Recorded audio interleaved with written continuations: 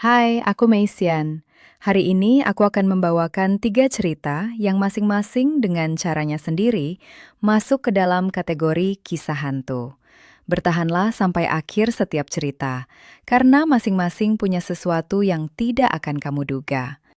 Pada suatu malam di bulan April 1919, seorang pria parubaya bernama Eric Marth terbangun di kamar tidurnya di kota Milwaukee. Seluruh ranjangnya bergetar. Ia melihat istrinya, Margaret, terbaring di sebelahnya, menggeliat dan terengah-engah. Tapi Eric tidak panik, karena ia tahu persis apa yang sedang terjadi.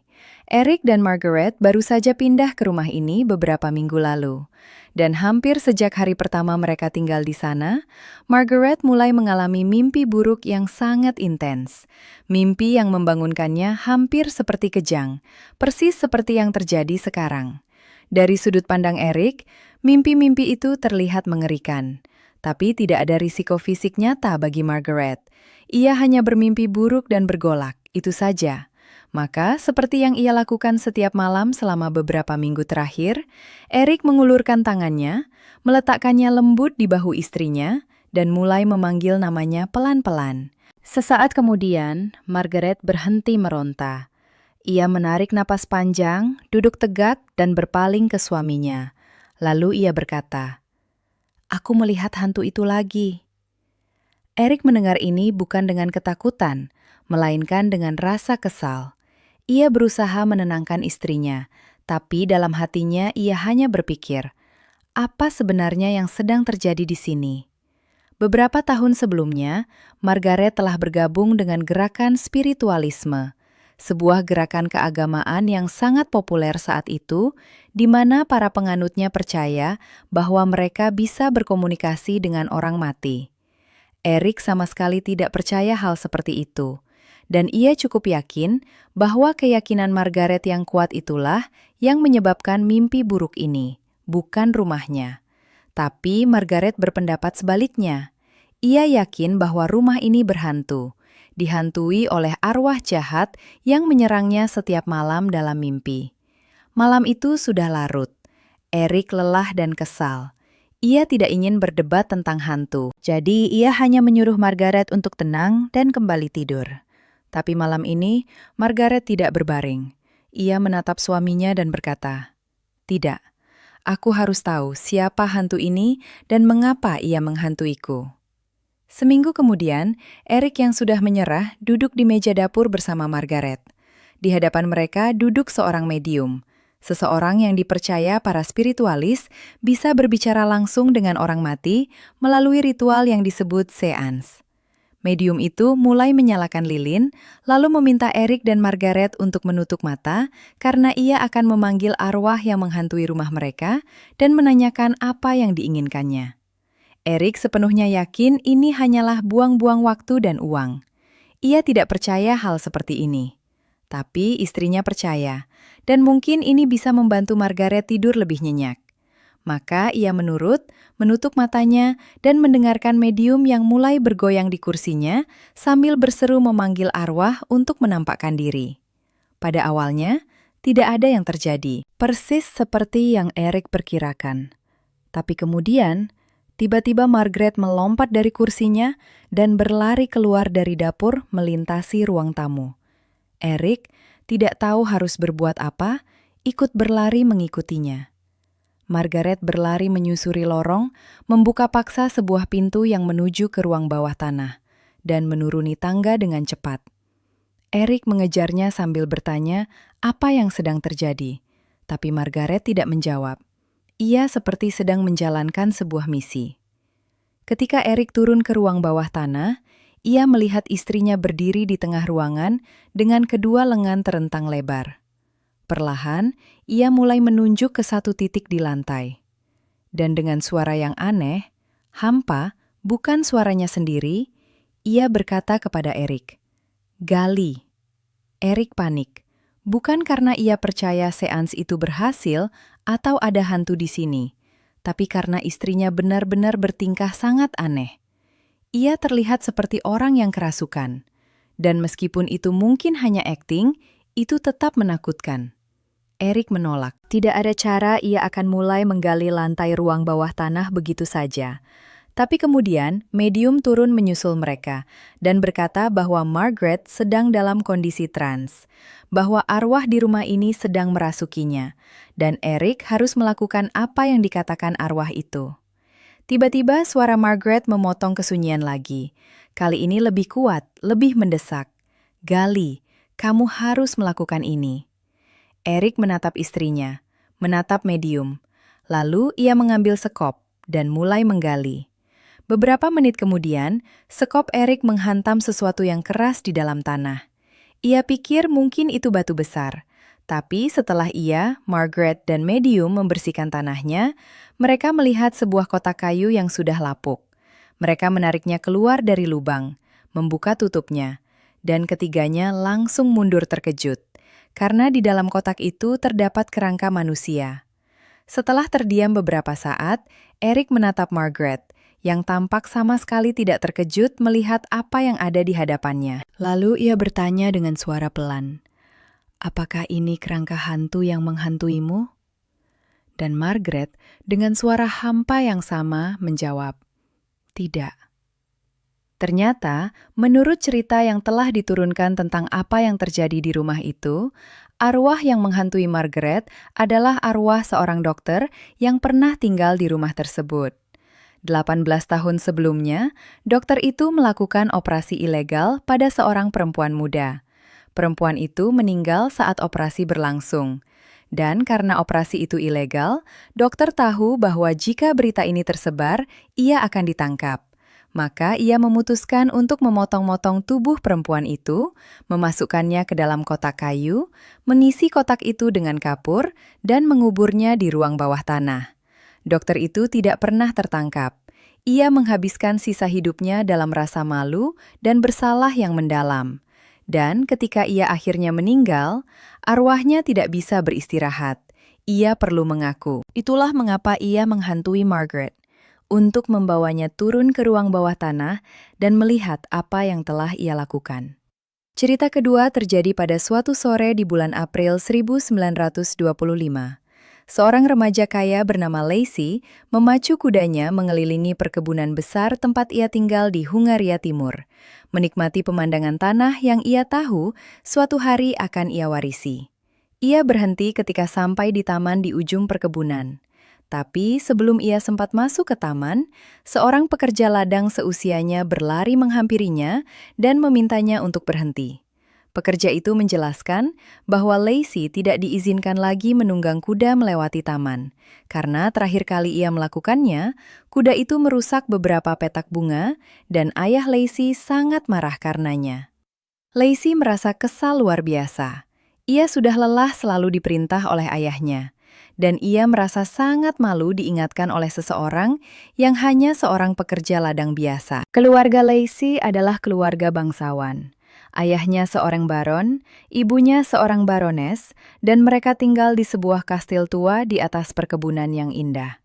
Lacey menikmati kehidupan bangsawannya, tapi ayahnya bisa sangat keras dan suka mengontrol. Dan Lacey sering memimpikan hari ketika ia mewarisi gelar ayahnya. Karena saat itulah ia yang akan memimpin segalanya. Maka untuk menunjukkan kepada ayahnya dan para pekerja ladang bahwa mereka tidak bisa terus-terusan mengaturnya, Lacey menunggang kudanya langsung masuk ke taman dan dengan sengaja menginjak-injak petak bunga mereka. Lacey berencana pulang ke kastil dan melaporkan kekurangajaran pekerja ladang itu kepada ayahnya. Tapi ketika ia tiba, ia tidak sempat berbicara dengan ayahnya sama sekali. Karena hari itu ayahnya sangat sibuk dengan urusan perkebunan. Dan kemudian malam itu, ayahnya meninggal karena serangan jantung. Seminggu setelah pemakaman ayahnya, Lacey berjalan melewati aula kastil yang penuh tamu mencari ibunya. Tapi ia tidak bisa menemukannya dimanapun. Dan dengan perasaan yang semakin tenggelam, ia menyadari hanya ada satu tempat di mana ibunya pasti berada. Karena sejak kematian suaminya, Ibu Lacey mulai berubah.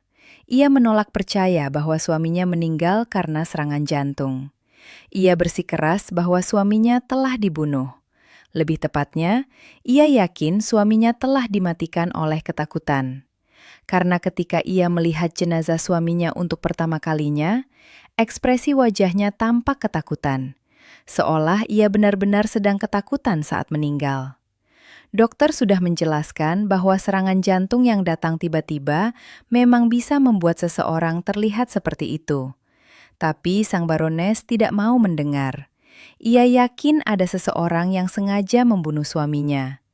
Dan sejak saat itu, ia menghabiskan hampir seluruh waktunya di kamar tidur almarhum suaminya, mencari bukti tentang siapa pembunuhnya.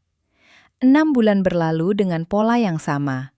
Sang Barones mengunci diri di kamar itu sepanjang waktu. Lacey menghabiskan waktunya berkuda, termasuk di taman, karena ia sudah tidak suka pulang ke rumah. Ibunya secara teknis masih memegang kendali atas perkebunan, tapi ia sudah membiarkan semuanya terbengkalai. Dan Lacey hanya bisa menunggu. Suatu malam di pertengahan Oktober, Lacey makan malam sendirian, lalu naik ke kamarnya untuk tidur. Saat ia berbaring dan mulai terlelap, tiba-tiba ia terbangun oleh suara teriakan memekakkan yang bergema dari ujung lorong. Suara ibunya. Ia melompat dari ranjang dan berlari ke kamar tidur ayahnya. Para pelayan juga berhamburan dari kamar mereka, berlari ke arah yang sama. Lacey membuka pintu dan masuk, dan ia melihat ibunya sedang menunjuk ke arah ujung ranjang, berteriak bahwa seekor iblis telah muncul di kamar itu, mengancamnya, dan bahwa iblislah yang membunuh suaminya. Lacey dan para pelayan hanya bisa saling pandang.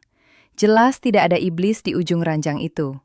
Ibunya jelas baru saja bermimpi buruk, atau sudah mulai kehilangan akal sehatnya. Setelah para pelayan kembali ke kamar mereka, Lacey menyuruh ibunya untuk tidur lagi, lalu ia kembali ke kamarnya sendiri dengan perasaan putus asa. 2 malam berikutnya, hal yang sama terjadi lagi. Sang Barones berteriak tentang iblis 2 kali. Pada pagi hari ketiga, Lacey sudah tidak tahan lagi. Ia memutuskan untuk memaksa ibunya turun dari kamar itu dan kembali menjalani kehidupan normal. Tapi ketika ia berjalan ke kamar tidur ayahnya dan mengetuk pintu, bukan ibunya yang membuka pintu, melainkan seorang detektif polisi. Lacey hampir pingsan malu. Ibunya telah memanggil polisi untuk membantu menangkap iblis yang menghantuinya setiap malam dan yang menurutnya telah membunuh suaminya. Para detektif tampak tidak yakin apa yang sebenarnya sedang terjadi. Apakah ini serius atau hanya ada penyusup? Lacey memohon ibunya untuk menyuruh polisi pulang. Tapi sang Barones menolak keras. Malam itu, Lacey pergi tidur dengan mengetahui bahwa di ujung lorong, ibunya sudah berbaring di ranjang, dan 3 detektif sedang berjaga di kamarnya menunggu iblis datang. Di tengah malam, seperti biasa, Lacey terbangun oleh teriakan ibunya. Kali ini ia berjalan ke lorong dengan rasa malu yang sudah tidak tertahankan. Karena sekarang, polisi pun ikut menyaksikan semua ini. Ketika ia tiba di depan pintu kamar ayahnya dan mengintip ke dalam, ia melihat salah satu detektif berlari melintasi ruangan dan menghempaskan sesuatu yang benar-benar terlihat seperti iblis ke lantai. Lalu, ibunya menyalakan lampu. Ternyata, meskipun Lacey sudah siap untuk mewarisi gelar ayahnya, ia sebenarnya bukan anak pertama sang Baron. Sebelum Baron menikahi sang Barones, ia pernah menjalin hubungan dengan seorang perempuan dari kalangan rakyat biasa, dan mereka punya seorang anak laki-laki bersama. Baron memberikan sebidang tanah di pinggir perkebunan kepada perempuan itu untuk membesarkan anak mereka secara diam-diam. Lalu ia meninggalkan mereka berdua. Ia memberi mereka kesempatan untuk bekerja di perkebunan dan menghidupi diri sendiri. Tapi secara fungsional, ia tidak pernah mengakui mereka. Mereka tidak ada baginya. Sang ibu dari anak rahasia itu akhirnya menerima kenyataan ini. Tapi si anak rahasia memendam perasaan itu dalam-dalam, bertahun-tahun. Sampai hari Lacey menunggang kudanya melewati taman dan merusak petak bunga yang menjadi tanggung jawabnya. Karena pekerja ladang yang berlari menghentikan Lacey saat itu adalah anak rahasia itu, saudara tiri Lacey. Dan bagi saudara tirinya, itu adalah langkah yang terlalu jauh. Maka ia memutuskan untuk memberi pelajaran kepada keluarga ini. Rencananya, membunuh sang Baron dan sang Barones dengan cara menakut-nakuti mereka hingga mati. Ia masuk ke dalam kastil dan berpura-pura menjadi iblis di tengah malam. Dan rencananya sebagian berhasil. Sang baron begitu ketakutan hingga ia benar-benar mengalami serangan jantung dan meninggal. Tapi sang barones tidak meninggal. Ia terus berteriak tentang iblis, tapi jantungnya tidak berhenti. Rencana itu akhirnya gagal. Dan di akhir cerita, tidak ada iblis. Hanya saudara tiri Lacey yang berjubah dan mengenakan topeng yang mengerikan. Cerita ketiga dan terakhir dimulai pada suatu pagi di awal Agustus 1927, ketika seorang perempuan berusia 24 tahun bernama Enza Perry masuk ke rumah orang tuanya di pedesaan Vermont. Begitu ia masuk ke dapur, ayahnya sedang berjabat tangan dengan seorang pria yang belum pernah ia kenal. Dan ia mendengar ayahnya berkata, "Kita sudah sepakat." Ayahnya menjelaskan, pria itu bernama Clarence Sinclair. Mereka baru saja menyepakati pertukaran rumah. Clarence dan keluarganya akan pindah ke rumah pertanian keluarga Enza, mengambil alih ladangnya. Sebagai gantinya, ayah dan ibu Enza akan pindah ke rumah Clarence di kota sebelah. Bagi Enza, ini terasa sedikit aneh, tapi ia juga mengerti. Ayahnya semakin tua, kesehatannya memburuk, dan merawat ladang besar seorang diri sudah terlalu melelahkan. Rumah itu sudah lama ingin dijual, tapi tidak ada yang mau. Sekarang akhirnya ada solusi. Enza menghela napas. Ia akan merindukan rumah masa kecilnya. Tapi ini yang terbaik. Ia setuju. Beberapa minggu kemudian, Enza sedang membantu orang tuanya membereskan rumah baru mereka ketika terdengar suara kereta kuda berhenti di depan. Ia berjalan ke pintu, membukanya, dan langsung menutupnya keras-keras sambil menguncinya. Karena yang turun dari kereta itu adalah Clarence Sinclair. Ini bukan kunjungan pertamanya sejak pertukaran itu terjadi. Clarence sudah berkali-kali datang tanpa diundang, memohon agar kesepakatan dibatalkan. Ia bilang ia telah membuat kesalahan besar dan ingin rumahnya kembali. Tapi setiap kali ditanya alasannya, ia tidak bisa menjelaskan. Hanya terus berulang, ini masalah hidup dan mati. Ayah Enza selalu menolak. Kesepakatan sudah dibuat, dan Clarence tidak pernah memberikan alasan yang cukup masuk akal. Sekarang Clarence berdiri di teras dengan rambut berantakan, lingkaran gelap di bawah matanya, wajah seperti orang yang tidak tidur berminggu-minggu. Ia mengetuk pintu dengan keras, berteriak bahwa keluarganya tidak bisa tinggal di sana, bahwa ini sudah menjadi urusan hidup dan mati. Tapi ketika tidak ada yang membuka pintu, Clarence akhirnya menyerah, kembali ke keretanya, dan pergi. Itu adalah kunjungan terakhirnya. Beberapa minggu berlalu. Lalu pada tanggal 4 November, setelah beberapa hari hujan lebat yang luar biasa, Enza membuka koran pagi dan membaca bahwa kawasan tempat rumah pertanian lama mereka berada telah tersapu banjir besar. Banjir terparah yang pernah tercatat di daerah itu. Rumah pertanian itu hanyut terbawa arus, dan keluarga yang tinggal di dalamnya semuanya tewas. Tapi keluarga itu bukan keluarga Clarence Sinclair. Ternyata, setelah Clarence dan keluarganya pindah ke rumah pertanian itu, ia mulai mengalami mimpi yang sama berulang kali setiap malam. Ibunya yang sudah meninggal selalu muncul dalam mimpinya, dan selalu mengatakan hal yang sama. Pindahlah dari rumah ini sekarang. Sesuatu yang buruk akan terjadi di sini. Pada awalnya, Clarence mencoba mengabaikannya. Itu hanya mimpi. Tapi, mimpi itu terus datang setiap malam tanpa henti, sampai ia hampir tidak bisa tidur, tidak bisa berpikir jernih. Dan semakin lama, semakin kuat keyakinannya bahwa mimpi itu bukan sekedar mimpi. Itulah mengapa ia datang berkali-kali ke rumah Enza. Tapi, ia tidak pernah bisa menjelaskan ini dengan kata-kata yang masuk akal kepada siapapun. Karena bahkan bagi dirinya sendiri pun, ini tidak masuk akal. Pada akhirnya, Clarence memilih untuk mendengarkan ibunya. Ia menjual rumah pertanian itu kepada keluarga lain. Dan keputusan itulah yang menyelamatkan nyawa keluarganya. Tapi keputusan yang sama itu juga yang menghantarkan keluarga berikutnya. Keluarga yang tidak tahu apa-apa ke dalam kematian. Ibu Clarence sudah lama mati, tapi ia tahu sesuatu yang tidak diketahui siapapun yang masih hidup.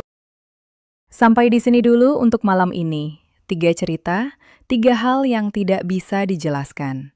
Kalau kamu masih di sini, berarti kita memang sama. Tinggalkan komentarmu di bawah, aku selalu baca semuanya. Dan kalau kamu mau lebih banyak cerita seperti ini, ada satu video yang menurutku harus kamu tonton selanjutnya. Ada di sini. Sampai jumpa di cerita berikutnya.